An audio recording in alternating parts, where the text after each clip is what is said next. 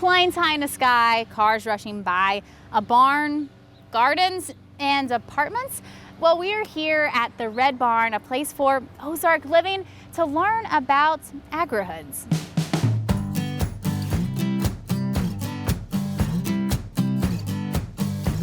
Hello, I'm Melissa Millsap as the operations farmer here at Red Barn Farm. I think my very first question has to be, what is an agri-hood? That's a very good question. Everybody wants to know that. An agri-hood, generally speaking, is just a neighborhood or a community that is focused around agriculture.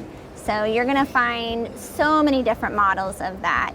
But this model in particularly is more of an urban setting. Well, you talk about an urban setting. We are just 1 mile from downtown Bentonville, Arkansas. So what makes this area, this region, perfect for this type of community life centered around farming and agriculture? There is no other apartment complex in town that has as much green space as we do here at Red Barn. And so this is a beautiful example of what the Ozarks really is.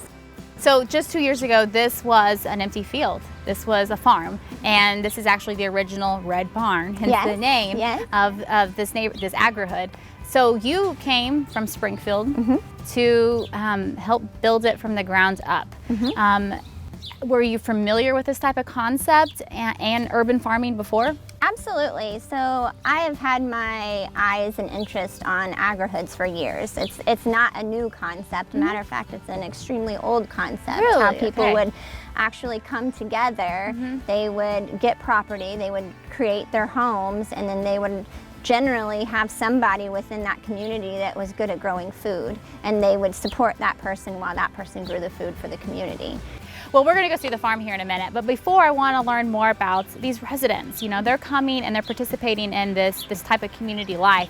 What are the amenities that draw them in, and what kind of demographic are we looking at? Yeah, so you know, when we first got down here, I had no idea what to expect. And it has been such a pleasure to see across the board. I mean, we've got really young families that are just getting started. We've got empty nesters. We've got people that are retiring and have decided, you know, I don't need a big house, but I'm not ready for a retirement community. This is perfect, you know, and even some really young professionals that are just getting on their feet. And so it's really, in terms of nourishing and creating a community, it's been a blessing to have so many different people from different walks of life. So that feels like a true community to me. And then as far as their participation, we really just leave it up to them. We make it available, we keep them interested, we keep you know, everything that we're growing and doing on the farm, they can come out, they can see what we're doing, they can participate as much or as little as they want. But they also get first dibs on the produce? They do get first dibs. Yeah, we've got a 24-hour farm stand here for the residents. So, you know, if they're getting up at 4 in the morning and are out of eggs, they can just walk down the street and get their eggs. And are you seeing, I know I am, a growth in consumers wanting to know more about their food. Yeah. So are you seeing this concept to be more widely popular? Are you going to see this growth in this method? People that just have this appreciation for where their food comes from and they want to be able to experience too? I think so. I mean, over the last couple of decades, I think we've been seeing more and more people just naturally want to reconnect with where their food comes from and the faces that actually produce their food. But I think even more than that, a lot of people want to live in the city. They don't want to live in the suburbs or in the country. They want to be able to jump on their bike and go and spend time downtown and eat out and, you know, live that life, but they still want to have a connection. So I think that's really where urban farming is a piece of the puzzle, you know, and so that allows us to have small farms scattered in cities where people can literally ride their bike over and experience what farming is or could be. So.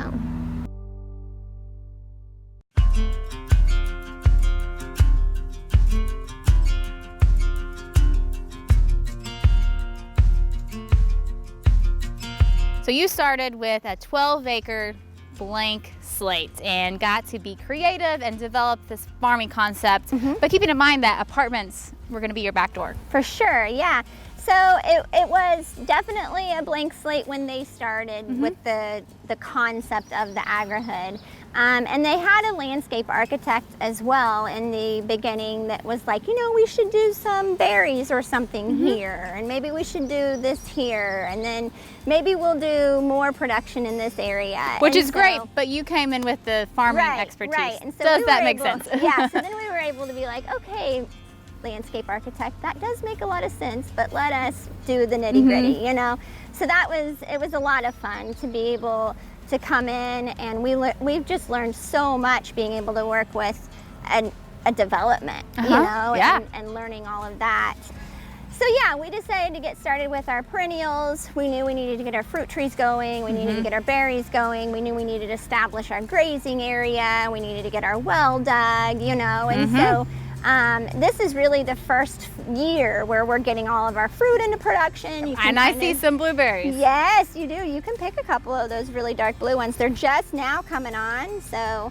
And I can eat it? You can eat it. Okay. Yeah. This farm is a fully fledged business. So take me through how that structure works. Yeah, so Red Barn Farm is set up as its own entity, an LLC. So it is a for-profit farm. And that was really important to my husband and I when we were kind of designing this farm in particular, because we feel it's really important. Like, we're not really into token farms. Yeah, so it really needs to be pay its own bills. Yeah, to be able to support the jobs and be a part of the community.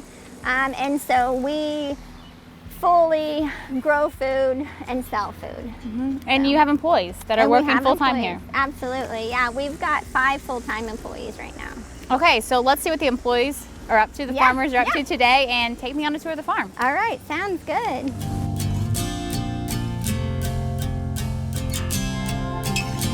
As I look across the field, I see that you're growing a little of everything. Yeah. What do I see now? What's going into production right now? Yeah, so basically this is a good time of year where our spring crops are finishing up and getting ready to come out. So our spring crops are going to be like our cabbages, our broccoli, some of our greens, certain varieties of lettuce, our green onions. So we know in the Ozarks that we don't have a lot of topsoil, but this looks like pretty dark, good organic matter. So what growing medium are you using to get this type of production? Yeah. So really here, you know, this field, we're on a hilltop.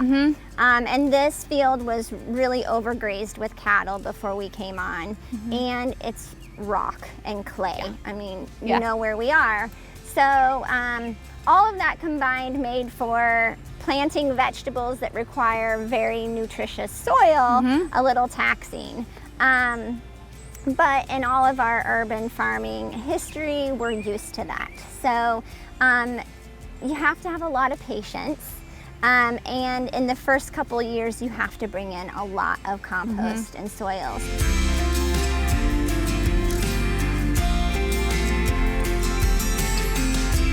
So I think the only thing that we've not seen on the farm yet is the chickens that you mentioned. Yeah. And the apartments are behind us, and soon the chickens will go over there. Yep. But this is their home for now. Yeah. So how many chickens are you raising? So we've got around 160 right now. Okay. You can really tell that the chickens are used to this environment, because although we can hear them, they're very calm. Yeah. And they're thriving. And this is what you call a chicken tractor. This is, right? Yeah. So we've got this electric fence that we have as a paddock, and we just move it up and down the field. So these girls get new grass twice a week. They're awfully happy. They've started laying. We've got 7 different varieties. We've got all of our eggs in here, so they go inside their roost boxes. And they just lay their eggs, they roll out here, so we get really clean eggs. We don't even have to wash them. Well, as we, really have taken in every aspect of this agrihood. Yeah. And you talked about different phases of the building. So what's the next phase of the farm aspect? Yeah, so there's still a few things we want to add. We want to bring in our apiary, and we want to get some mushrooms growing in the woods. and then more of a composting and organized composting system going over there. But you know, we're basically in like phase 2 of 3 on the farm right now. So that'll all probably come this fall as soon as the wash and pack shed is complete.